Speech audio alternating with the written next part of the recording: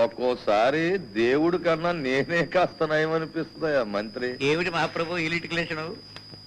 దేవుడు మందు వేసుకున్నా ఒక్కడే తీసుకుంటాడు, కానీ నాలా ఈ బంటులందరికీ సమానంగా పోయిస్తాడు. సారా ద్వారా షార్టేజ్ ఇది రకమైన లిటికులేషన్.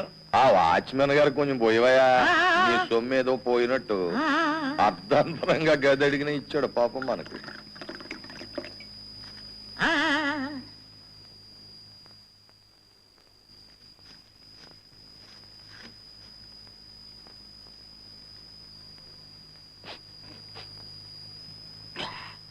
ఈ రాదారి బంగ్లాలో 25 ఏళ్ళుగా ఉంటున్నాను.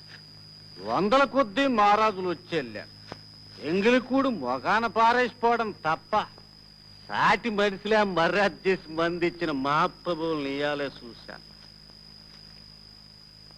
క్షమించాలా, సందేహాలు దూసి ఇందాకనే పడింది. చీరలే మంత్రి మనసు పాడైపోయిందయ్యా. మహాప్రభు ఇక్కడ ఆడింగిలు ఎవరు? ఆడు చీరలు అన్నాడు, మా కోకలు గుర్తొచ్చే మనసు కోకలకి కోటేళ్ళ ఆయుష్ మాటలో వచ్చింది. మహాప్రభు కోక్ కాదు మహాప్రభు, కండువ, బొత్తిగా పిల్ల కండువ, అందులోనూ మన వాచ్మెన్ గారు అమ్మాయి. మీరు మనసు పాడు చేసుకోకండి, పుణ్యం ఉంటుంది. ఏదైనా ఎడ్యుకేషన్ లో పడితే. మంత్రి రాజద్రోహి, నా చేత 101 కన్నెరకాలు చేయిస్తానని మొక్కుకున్నావు, గుర్తుందా? అది కాదు మహాప్రభు, అప్పట్లో కాదు, మొదటి పెగ్గలోనే మాటిచ్చావు. ఇచ్చిన మాట తప్పావంటే ఆ అమాయక లేత కన్నె పిల్లలందరి ఉసురు నీ ఇంటి కన్నె పిల్ల కొడుతుంది. జాగ్రత్త మహాప్రభు, అంత మాట అనకండి. ఆగు, ఏమిటది? అది నాది, వాళ్ళేమైనా మసగేసాయా? ఇదేనండి, నాకు తెలుసుగా. మీరుండండి. ఎలాగా? దీనికి ఒక పెద్ద లిటికులేషన్ ఉంది. మహాప్రభు, వాచ్మ్యాన్ జీ జోహార్ జోహార్ జోహార్. నీ గ్లాస్ అది కాదయ్యా, ఇది ఫారెన్ ఆవు పాలు. ఇదిగా పుచ్చుకో.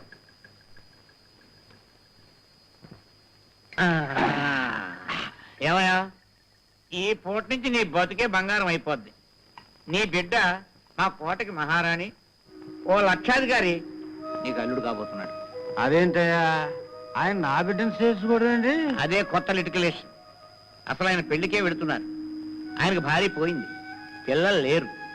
ఇంటి పేరు నిలబెట్టే మగబిడ్డ కోసం, లక్షల ఆస్తికి వారసుని కనడం కోసం వారు 2వ పెళ్లికి సిద్ధపడ్డారు.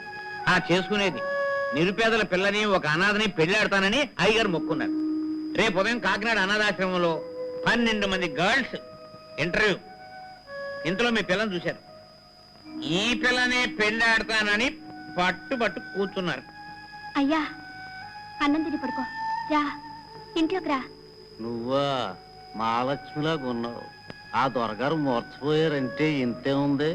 లక్షల ఆస్తి, మేళం, అడవిలో కోట, కార్లు, పాడి పంట, నగలు.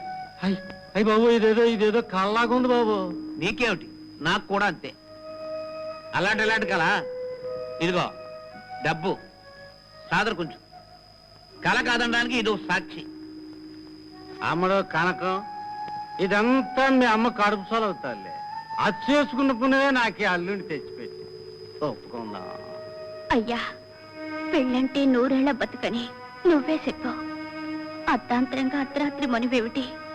రేపు పొద్దుటేళ్ళకి ఆయనకి ఇంకో పిల్లతో పెళ్లి అయిపోతుంది. పిచ్చిదానా, ఇంటికి వచ్చిన మాలచ్చిని కాదనుకో, లక్షతో లిటికులేషన్. అర్థం చేసుకో. అవును తల్లే, ఈ వయసులో ఇంతకన్నా నేను మాత్రం ఒప్పేసుకో.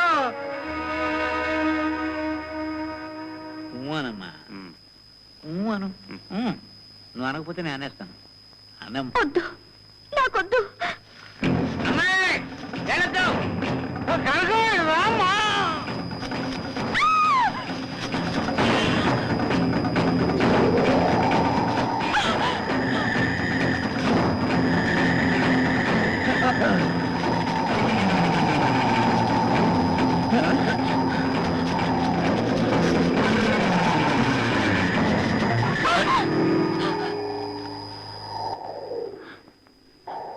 నువ్వేం భయపడకు, నువ్వు నాకు నచ్చావు.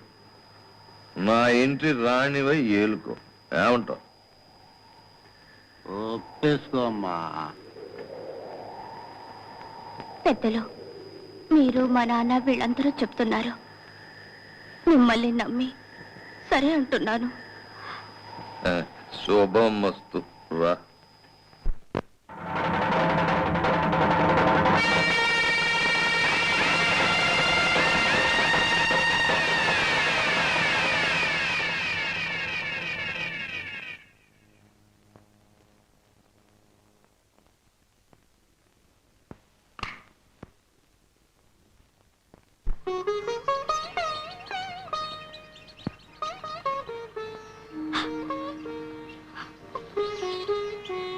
తప్పమ్మా, కన్నీరెట్టుకోవడం గంగెందుకు?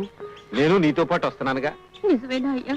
అవునమ్మా, ఇదిగో రాత్రి అల్లుడు గారు చెప్పారుగా, రాజీనామా పెట్టేసి బంగ్లా తాళాలు ఆఫీస్కి ఇచ్చేసి నేను రేపు బస్సులో నీ ఇంట వాలిపోతానమ్మా.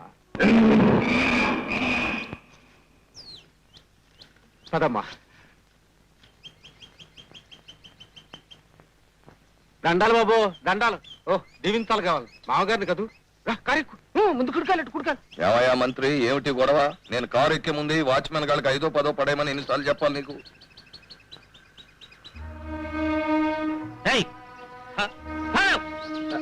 అమ్మాయిని ఇప్పుడు తీసుకెళ్ళరా అల్లుడు గారు? మంత్రి, ఎవడయ్యా వీడు? అల్లుడు వరుస కూడా కలుపుతున్నాడు. వీడిని ఇన్సూర్ చేసి పారేయాలి. ఎరా, పొద్దుటే సారా తాగావా? ఇదేదో సారాలింటి గిలక్షన్ లాగే ఉందండి. అది కాదు బాబు, రాత్రి మా అమ్మాయిని పెళ్లి ఆడారు బాబు. పెళ్ళా? రాత్ర? ఎన్నో పెగ్గలు.